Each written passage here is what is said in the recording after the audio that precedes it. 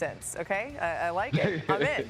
All right, you mentioned Kirk Cousins earlier, Jeremy. He's still a Falcon. What's holding up any potential deals? What's holding up is the Falcons are remaining firm, Laura. They don't want to move on this for a measly late day 3 pick. I mean, it would take real traction, real draft capital, or a team willing to pay a lot of the $37 million he's got in guarantees to make this happen. Teams have simply not been willing to do that. The Cleveland Browns have sort of moved on, getting Joe Flacco. So it's very possible the Falcons go through the draft and then they reassess. Maybe somebody makes a deal down the road for them. Yeah, somebody's going to need a quarterback, right? Mina, is.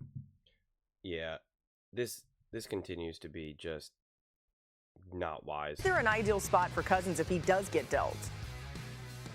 The Cleveland Browns are the team that keeps making the most sense to me, especially as it becomes increasingly unlikely that they're going to take a quarterback with that second overall pick. There's a schematic fit between Kirk Cousins, Kevin Stefanski's offense, so Cousins obviously is a different quarterback coming off of the injuries. The question is whether or not there will be a financial one. Jeremy alluded to his salary. I don't think Cleveland, who's still paying Deshaun Watson all that money, wants to pay much for Kirk Cousins. So it's going to come down to whether or not we're willing to part with a mid-round draft pick and whether or not Atlanta's willing to eat some of that cost. Yeah. I mean, this is exactly why Atlanta should have just cut him. They would have saved some of the money. They would have moved on. There you go. This whole idea that they're comfortable with Kirk Cousins being the backup, having him as a backup is the most absurd thing ever. Okay? Because you're still going to be playing this whole song and dance anytime that Michael Penix kind of struggles or kind of has up and down type situation. You also don't really understand what type of quarterback backup Kirk Cousins is going to be at this point because he wants out. He wants to start. He doesn't want to be a backup. It's just unnecessary drama that you're dealing with. And to think that you're going to be able to try to find a team that's going to want to eat a bunch of this money, or that you're going to get like a better draft pick, like it's just not worth it at this point. And I saw a lot of Atlanta Falcons fans pushing back on that, and it's just this is just an absurd situation to have to deal with. This move did not work out, so move on. Take a page out of the Denver Broncos book and just say, sorry, it didn't work out. Goodbye, Russ. Goodbye. They didn't try to do anything else beyond that. And look what happened. They instantly made the playoffs. They're instantly a better team. They're actually going to be contending to win the division this coming season. That's a real thing, man. That's a real thing. Could you imagine if Russell Wilson was their backup quarterback and Bo Nix had the first few games that he started off as? There would be tremendous pressure to bench Bo Nix, to not let him go through his growing pains. The locker room could be divided. I mean, it turns into a whole thing. And this big idea that the Falcons were going to trade to the Browns, and the Browns are like, well, we got Flacco, we're good. We got Flacco and we have Kenny Pickett. We're okay. We don't need to take on any extra money because they are already dealing with their Deshaun Watson issue. So I just don't understand what type of savvy business dealings the Falcons are trying to do. Sometimes the savvy decision is to just cut your losses, get this quarterback out of the building, and move on. Also, let the people who are making these deals focus on other things because you only have so much time in the day. You can only do so many things great at once. So this is just one big checkbox that they could have just checked off and moved on. And then they would have saved that $10 million guaranteed in 2026. But now, they're trying to do this whole song and dance. And tell me, at this point, what team is going to be making a play for Kirk Cousins? Tell me. I'd honestly love to know. Maybe the Pittsburgh Steelers, but I don't know.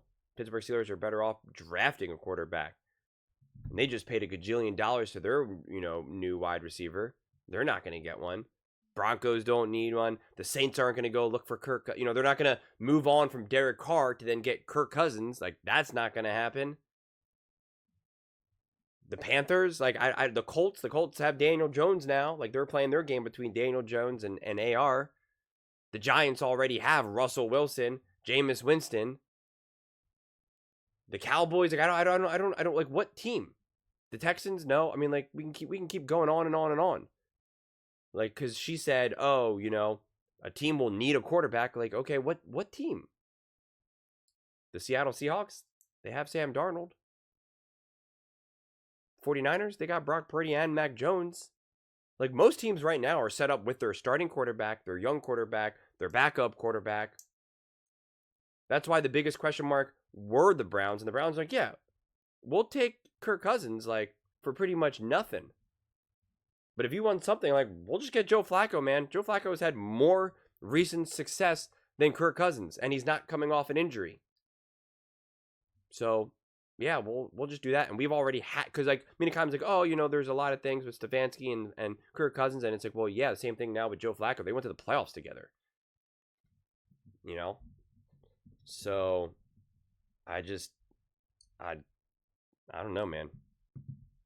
I mean, Tennessee Titans, they're not going to make a move. Cleveland Browns, I've already said, probably not. Giants, no. New England, no. Jacksonville, no. Las Vegas, no. Jets, no. Carolina, no. New Orleans, no. Chicago, no. San Francisco, no. Dallas, no. Miami, no. Colts, no. Arizona, I mean, why? Cincinnati, no. Seattle, no. Tampa Bay, no. Denver, no. Question mark around Pittsburgh. Chargers, no. Green Bay, no. Minnesota, they're going to reunite with Kirk Cousins. Unlikely. Houston, no. Rams, no. Baltimore, no. Detroit, no. Washington, no. Buffalo, no. Kansas City, no. Philadelphia, no. And any of these other teams that would maybe want him, they would want him as a backup. He doesn't want to be a backup, and they're certainly not going to pay and eat a lot of money for a backup. Best case scenario is one of these quarterbacks goes down, I guess, right? Like that's the hope. That's the hope.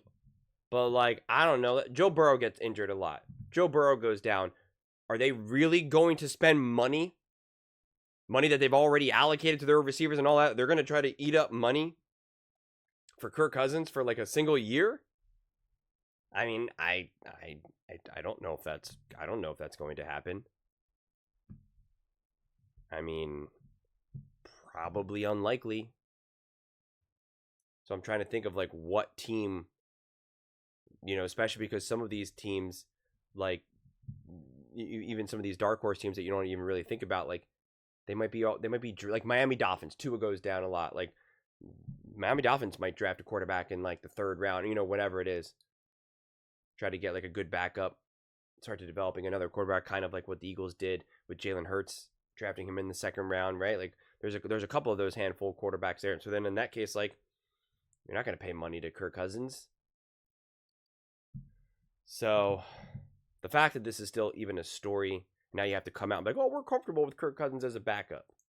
Okay, I can guarantee you the team doesn't want Kirk Cousins as a backup. I guarantee that the coaching staff doesn't want Kirk Cousins as a backup, and Kirk Cousins doesn't want to be a backup. And you don't want a quarterback. You don't want someone in your locker room who doesn't want to be there. And you can't just say, oh, well, it doesn't matter what he wants. He's being paid. That's not the way this works. It's still human. We're still human beings here. Okay? Like, we're still human beings. These things matter. You've never been miserable at your job before, or you're getting paid. Like, it's not that binary. There's a reason why the Broncos just got rid of Russell Wilson. And it was clearly 100% the right decision to do. But the Atlanta Falcons keep, you know, treating the situation as, we made a bad deal. We got burned. We're trying to somehow make up for it. And because of it, you're just making things messier.